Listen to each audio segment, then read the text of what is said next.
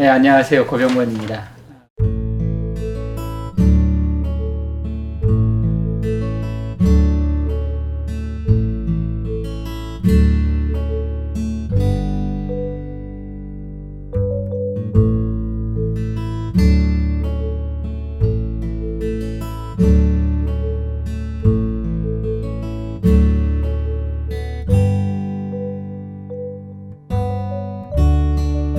네, 제목이 묵묵인데 뭐 언제부터 이 말이 저한테 붙었는지 모르겠어요. 묵묵하다 이런 말이.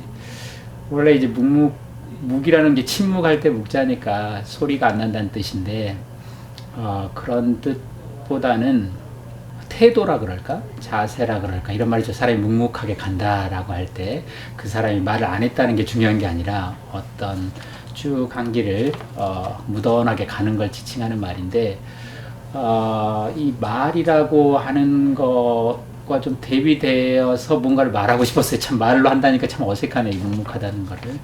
말들을 좀 지우고 싶다 그럴까요?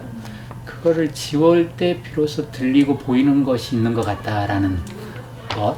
그래서 그 사람이 말하는 스타일, 살아가는 스타일, 태도, 자세 이런 것들의 중요성이라 그럴까요?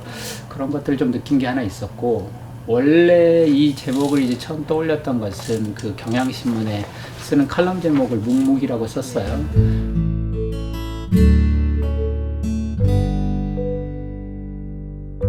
그 장애인 농성장, 그때가 이제 박근혜 대통령 탄핵 그 시위가 계속 벌어질 때고 엄청나게 많은 그 시민들이 광화문 광장에 모였을 텐데, 광화문 지하광장에 농성장이 있었거든요.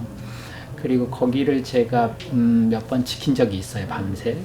거기는 이제 영정들이 이렇게 놓여 있고 있는데, 장애인들도 그렇고 영정은 더욱 그렇고 되게 말이 없고 조용하거든요. 그러나 목소리가 없느냐면 그런 거 아니에요. 요구하는 것이 있고 어찌 보면 비명에 가까울 정도로 절실한 요구사항들이 있는데, 그 말들은 위에 그 고함은 큰데 이 말들은 들리지 않는다라고.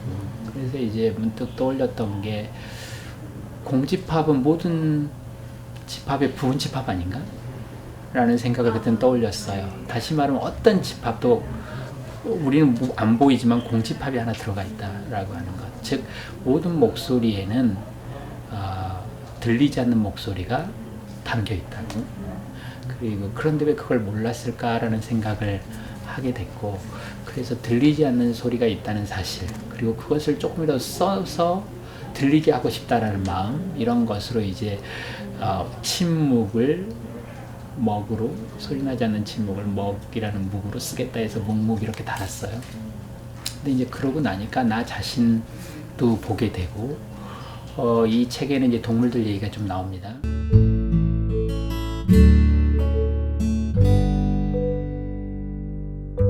근데 또 때마침 그 묵이라는 그 글자가 한자로 검을 흑자에다 이제 개의 견자를 이렇게 붙인 글자인데, 그게 맞는지는 모르겠습니다만 그 어원적으로 개 한 마리가 인간을 소리 없이 조용히 따르는 모습, 그것을 그 나타낸 글자라고 하더라고요. 그럴 때 문득 알게 됐죠. 우리 옆에는 우리와 같이 걷고 있지만 소리를 우리가 듣지 못하는 존재가 있구나라고. 그것은 동물이기도 하고 또 한편에서는 더 넓게는 굉장히 많은 소수적 존재들이랄까요, 이들이 있다라고 하는 것을 사실 말하고 싶었던 것이죠. 그런 존재들이 있고 그런 존재들이 되게 소중하다. 그들이 무언가를 일깨워준다. 기본적으로 가장 먼저 일깨워주는 것은 우리가 듣지 못하고 있다라고 하는 것, 그리고 들으려지 않고 있다고 하는 것. 한때는 그들의 무능력이라고 말했지만 돌이켜보면 그들의 말할 수 없음이 아니라 우리가 듣지 않음 혹은 들을 수 없음이라고 하는 것을 일깨워준다는 점에서 되게 소중하다. 그리고 그런 존재들에 대한 어떤 주의라 그럴까요, 귀기울임이랄까, 이런 것들을 좀 촉구하기 위해서 되게 복합적인 의미가 돼버렸는데, 말을 너무 많이 붙여서 좀 이상해져 버렸는데, 묵묵이란 말을 고르게 됐습니다.